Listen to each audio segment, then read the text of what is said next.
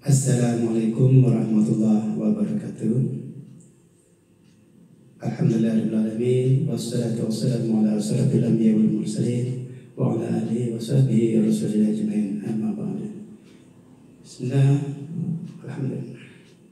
Para sahabatku terida semuanya dimanapun kita semua berada, semoga kita senantiasa diberikan kesehatan lahir ya wal batinah, diberikan kebahagiaan lahir wal batinah, serta diberikan kesejahteraan lahir wal batinah dan senantiasa beribadah. Amin ya rabbal alamin. Para sahabat terila, di sini saya hanya akan memberikan ulasan sedikit tentang beberapa komentar yang ada di YouTube saya yang baru saya publish itu sekitar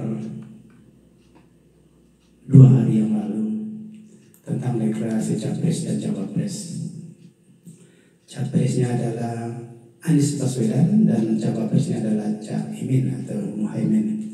Ini merupakan suatu kejutan bagi dunia perpolitikan di Indonesia, yang mana kita sama-sama ketahui juga melalui media-media mainstream dan juga media daripada YouTube daripada para YouTuber semua, bahwa apa yang saat ini dialami oleh Caimin sepertinya telah ada dalam skenario. Begitu beliau Anies dan Caimin deklarasi menjadi Capres dan Cawapres, langsung diusut oleh sebuah berita yang menyatakan dan akan mengusut kasus Caimin yang telah muncul dari tahun 2012 yang lalu ketika dia menjadi menteri. Dan inilah suatu perpolitikan di Indonesia yang memang sangat susah kita hilangkan dari negeri kita. Ketika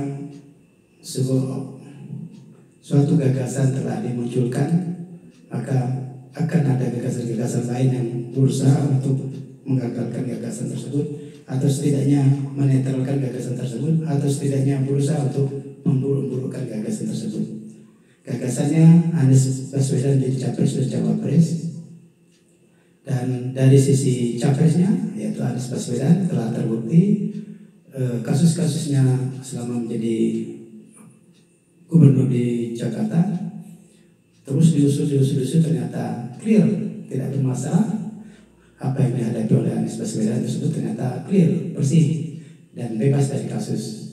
Kan tetapi ketika dia dipasangkan oleh Caimin dan 1 hari setelah deklarasi langsung bermunculan berita-berita di media sosial maupun di media-media mainstream yang kembali mengungkit dan mengungkap kembali peristiwa kasus korupsi yang dilakukan oleh Caimin. Nah, ini tentu kita mendengar ini sebagai satu hal yang sangat ngeri sedap yang kita rasakan. Apabila kasus ini benar-benar diangkat, tentulah Caimin akan tidak menjadi cawapresnya Anies Baswedan, dan bisa juga Anies Baswedan tidak menjadi capres pada pemilu 2024 nanti karena tidak mempunyai pasangan dan pasangannya dinyatakan bermasalah dengan kasus, apalagi seperti proses. Ini sebuah trik-trik politik yang memang sangat lumrah terjadi di Indonesia, yang mana ketika seseorang telah melakukan pilihan yang terbaik untuk dia, kemudian ada pihak-pihak lain yang memang kebetulan orang tersebut, maksudnya dalam hal ini adalah cawapresnya yaitu Caimin, ada kasus meskipun tahun 2012 yang lalu itu sekitar 11 tahun yang lalu kembali diusut, dan ini diyakini hanya sebuah trik untuk melemahkan daripada pasangan ini sendiri, karena melemahkannya dari sisi pasangan ini sendiri dengan tujuannya adalah para calon pemilih untuk minimal sekedar mengetahui bahwa cawapresnya ada kasus di masa yang lalu mengenai korupsi. Tentu nanti pemilihnya akan lebih istiqomah untuk memilih dia atau malah beralih karena ada kasus yang melibatkan cawapresnya. Kan tetapi kita sama-sama pahami bahwa sebuah trik yang seperti ini sudah seringkali berseliweran dan bisa dihadapi secara terang benderang, dan akhirnya memang sebuah trik yang dinyatakan hal yang biasa dalam perputaran calon pemimpin negeri ini.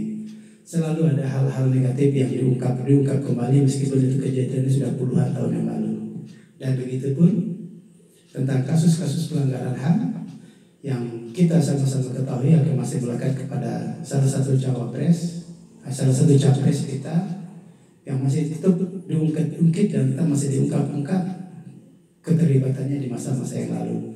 Dan sebuah perpolitikan yang seperti ini memang akan sangat menjebak putra-putri bangsa Indonesia ini untuk membangun negeri ini, karena kita disibukkan disibukkan dengan kasus-kasus lama yang seharusnya sudah ditinggalkan masa lalu. Memang masa sekarang tidak akan ada ketika masa lalu tidak ada.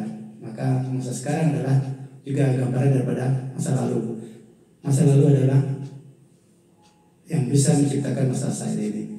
Tapi bukan berarti kita fokus kepada masa lalu. Setiap kasus, setiap pelanggaran, setiap kejelekan yang terjadi pada para calon-calon pemimpin negeri ini memang ada baiknya untuk kembali diungkap, dan hanya dengan tujuan untuk memberikan wawasan atau pengetahuan kepada para calon pemilih bahwa ini masa lalu daripada calon pemimpin yang akan mereka pilih. Tentu pilihan terakhir kita serahkan kepada masyarakat bagaimana mereka akan memilih atau tidak memilih dengan sejumlah kasus-kasus, dengan sejumlah masalah-masalah yang telah dia lalui sebagai portofolio dia sebagai seorang politikus, sehingga sampai kepada puncaknya dia melamar untuk menjadi capres ataupun cawapres untuk negeri ini. Dan trik-trik perpolitikan di Indonesia yang seperti ini, menurut hemat saya sebagai seorang akademisi, mungkin ada baiknya untuk tidak diekspos lebih luar biasa, minimal untuk memperkuat demokrasi di Indonesia saat ini, sehingga kasus-kasus yang masa lalu itu yang memang telah secara dengan sah dinyatakan tidak bersalah, dinyatakan secara sah bahwa dia tidak ada problem di masa lalu, buktinya banyak bahwa dia masih secara legal bisa mengikuti sejumlah pemilihan umum. Artinya ketika itu sudah terpapar, sudah terrealisasikan kepada masyarakat ramai di Indonesia, artinya itu sudah clear. Dan ketika saat ini dia maju lagi untuk sebagai capres atau cawapres, tentu ini tidak elok untuk diungkit-ungkit kembali, karena persoalan itu sudah selesai dan kita harus move on. Kalau negara kita masih terbelenggu pada peristiwa-peristiwa masa lalu, pada kejadian-kejadian masa lalu, pada dendam-dendam masa lalu, kita tak akan mampu untuk move on.